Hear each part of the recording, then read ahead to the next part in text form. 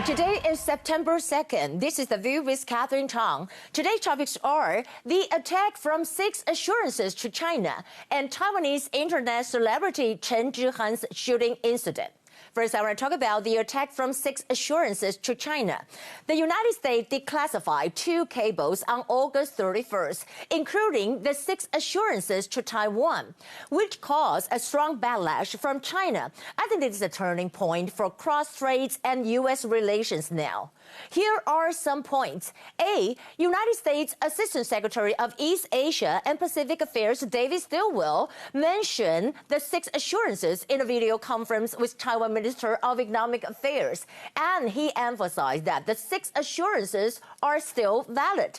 B. China strongly rebounded the 6 assurances. China Foreign Minister spokesperson Hua Chunying said that it seriously violates the One China policy and brutally interferes China's internal affairs, which is completely wrong, illegal, and invalid. Spokesperson for the Taiwan Affairs Office of the State Council, Ma Xiaoguang, also said that the U.S. so-called 6 assurances seriously violate the promises of the 3 joint communiques. I want to say that how can the 6 assurances be wrong and invalid? As President Tsai said, Taiwan is Taiwan. Taiwan is a sovereign and independent country, and Taiwan is not part of China. The 6 assurances, including the U.S. would not set an ending date of arms sales to Taiwan. What is wrong with that? There's nothing wrong with these assurances to Taiwan. From my point of view, I think the so-called 6 assurances is not only a guarantee of the U.S. to Taiwan, but also a guarantee for the United States to secure itself. In fact, Taiwan will protect itself even without the 6 assurances of the United States. As President Tsai said, as long as we uphold our beliefs and keep our heads up, we will definitely win the respect of the world because we are Taiwanese. Second issue I want to talk about, Taiwanese internet celebrity Chen Zhihan's shooting incident. Taiwanese, we're talking about the internet celebrity Hoger Chen Zhihan, we call him Guan Zhang, was shot last Friday outside his fitness center. According to the witness, a man fired 3 shots at him and actually hitting his leg and arm. Chen Zhihan was favored by Taiwanese netizens because he had the courage to criticize the CCP's suppression of Taiwan. You can see that this was Chen Zhihan Guan Zhang before, well, he was with a muscle here, right? And this is him in a hospital. So, I wish him that will get better. And then we have to find out who's the shooter. And actually, you can see from the photo, except for that, I want to say that in this shooting, the police suspected that there was an instigator behind the scenes.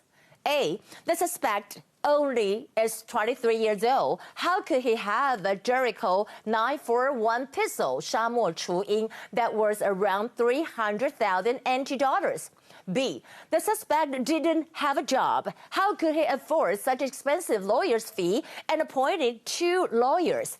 Chen Zhihan, Guan Zhang, his shooting incident accidentally triggered kind of a discussion among the Chinese netizens.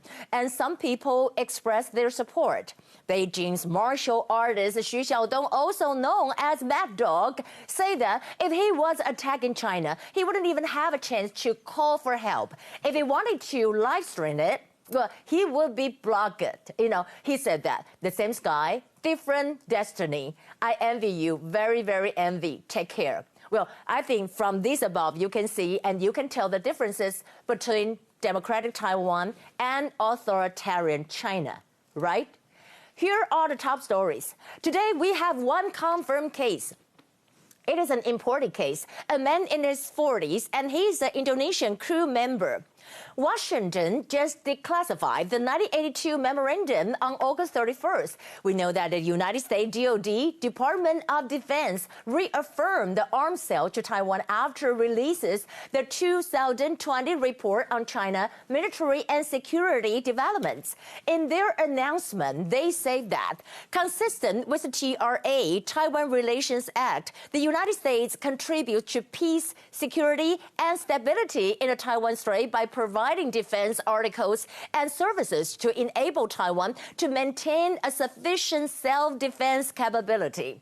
However, China firmly opposed U.S. 6 assurances to Taiwan. Spokesperson for the Taiwan Affairs Office of the State Council, Ma Xiaoguang, and he said the DPP authorities' illusion of relying on the so-called 6 assurances by the United States to seek Taiwan independence will only lead to self-inflicted disasters.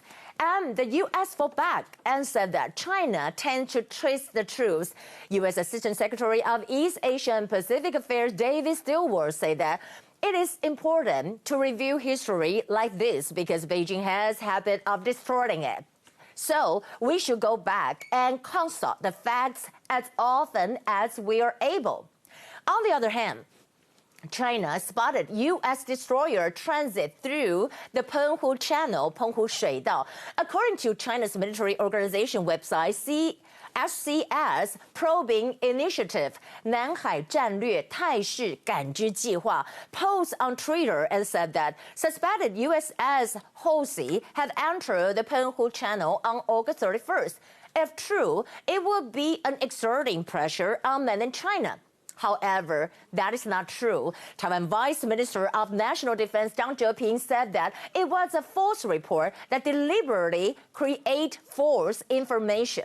And also, the United States Navy slammed China's accusation. The U.S. Navy traded that the Hawaii-based Arleigh-Burke-class guided missile destroyer USS Hosi conducted a routine transit through the Taiwan Strait August 30th and while deployed to the U.S. 7th Fleet Area of Operations, free and open Indo-Pacific. Talking about Czech President Milos Vystrčil insists on visiting Taiwan. China issued warning against Czech Republic. And China Foreign Minister Wang Yi threatened Czech Republic with words. And he said that the Chinese government and the Chinese people will make him pay a heavy price for its short-sighted behavior and political opportunism. You know that, however, Czech mayor fought back. One of the Czech mayor was saying that bless Wang Yi as unmannered rude clowns.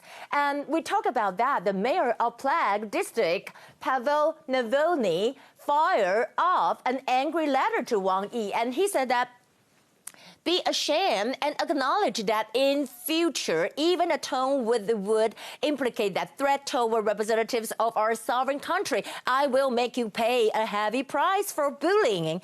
And also, PRC will apologize ASAP for the shameless threat.